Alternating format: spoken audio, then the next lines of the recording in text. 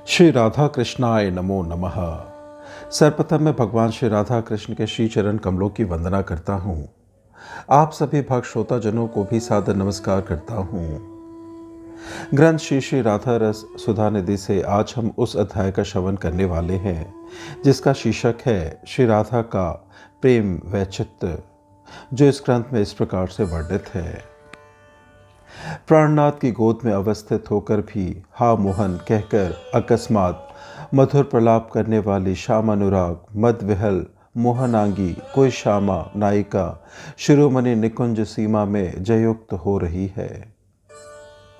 श्रीपाद विरह व्याकुल हैं। स्फूर्ति में प्राप्त स्वामिनी के रूप गुणादि के माधुर्य के अनुभव ने साधक दशा में व्याकुलता को अधिकतर बढ़ा दिया है।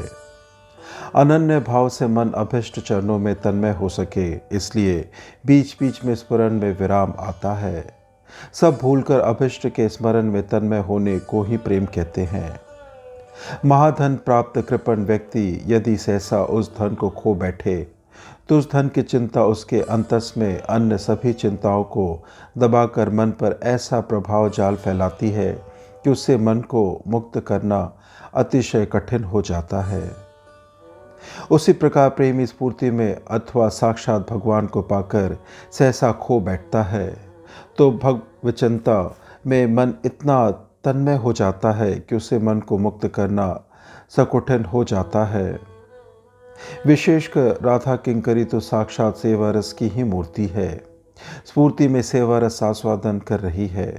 स्फूर्ति के विराम में सेवा के अभाव में छाती को फाड़ती आरती अनंत माधुर्यमय श्री युगल किशोर का अशेष माधुर्य रस आस्वादन करने के लिए ऐसी अवस्था अति आवश्यक है। मंजरी भाव के साधक कुछ दिन मन लगाकर भजन करे तो श्री राधा रानी की कृपा से क्रमशः अवस्था प्राप्त करेगी।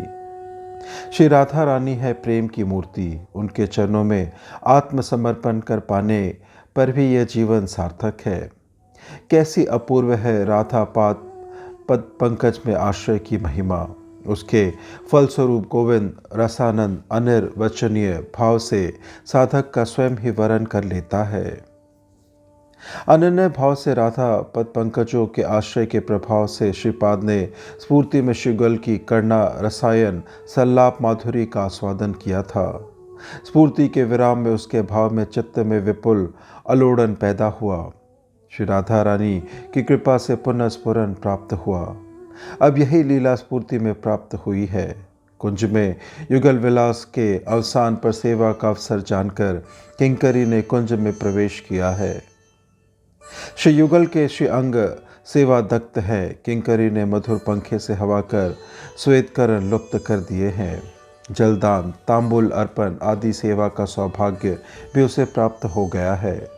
श्री युगल को सुखी करने के लिए ही किंकरियों की अखिल चेष्टाएं हैं। सुखमय सुखमयी के निकट रहकर अपना सुख ना चाहते हुए उन दोनों को सुखी करने का प्रयास। ब्रज में बहुत से निष्काम प्रेमिकों के होते हुए भी श्री राधा किंकरियों के निष्कामता चरम है। किंकरी युगल सेवा में लगी है। सहसा देखती है कि उद्दाम श्री कृष्ण रस मदिरा पान करने से अनुरागवती अत्यंत विहलांगी हुई पड़ी है। श्री कृष्ण की गोद में बैठकर भी विरह वैवश्य दशा में हा मोहन तुम कहाँ हो कहकर विप्रलाप करने लगती है। प्रियजन के पास होने पर भी प्रेमोत्कर्ष प्रिया की जो विरह ज्वाला प्रकट होती है उसी को प्रेम वैचित्र्य कहा जाता है। सजनी प्रेमिक को कह विशेष कानुक कोरे कलावती कातर कहत कानू पर द्रेश चांदक हेरी सूरज करी भाखे तिनहि रजनी करी मान विलपय तापे तपायत अंतर प्रियक विरह करी भान। सहसा सुंदरी चौक कर प्रबल विरह ज्वाला से कातर होकर रोते हुए प्रलाप करने लगती है। वृथा आलाप को प्रलाप कहा जाता है। श्याम सुंदर की गोद में बैठकर भी विरह वैवश में नाना प्रकार के व्यर्थ विलाप के साथ रोदन। श्रीपाद कह रहे हैं, प्रेम उत्कर्ष में तृष्णा ती प्रबल मूल अनुराग ही प्रेम वैचित्र्य रस का स्थायी भाव है। यह अनुराग नियत अनुभूत वस्तु में भी अनुभूति का जनक है। जैसे कोई भुक्कड़ स्वभाव ब्राह्मण भूरी भोजन के बाद भी सोचे कुछ भी खाना नहीं हुआ, वैसे ही तृष्णा में अनुराग के स्वभाव के कारण अनुरागी सतत कृष्ण माधुर्य का आस्वादन करके भी सोचता है कि कृष्ण माधुर्य का आस्वादन बिल्कुल भी मेरे भाग्य में नहीं। जैसे सन्नति पात करोगी बराबर जल पीते हुए भी पानी पानी कहकर आर्तनाद किया करता है। इस विषय में युक्ति यही है कि प्रगाढ़ अनुराग में बुद्धि वृत्ति इतनी सूक्ष्म हो जाती है कि उसे श्री कृष्ण और उनके गुण माधुर्य की एक साथ धारणा करना संभव नहीं होता। इस अवस्था में जब कृष्ण अनुभव होता है तब उनके गुण माधुर्य का अनुभव नहीं होता, और जब गुण माधुर्य का अनुभव होता है तब श्री कृष्ण अनुभव नहीं होता। किसी अति सूक्ष्म सुई से वस्त्र की सिलाई करे तो उसके छेद में मात्र एक सूक्ष्म डोरा लिया जाता है, दो डोरे मिलाकर नहीं डाले जा सकते।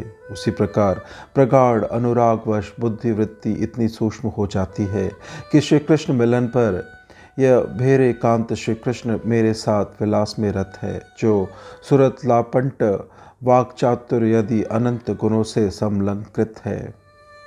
इस प्रकार की बुद्धि वृत्ति जब उनके गुणों में प्रविष्ट हो जाती है तो गुण मात्र लेने से ही परिपूर्ण होकर स्वरूप हो बैठती है।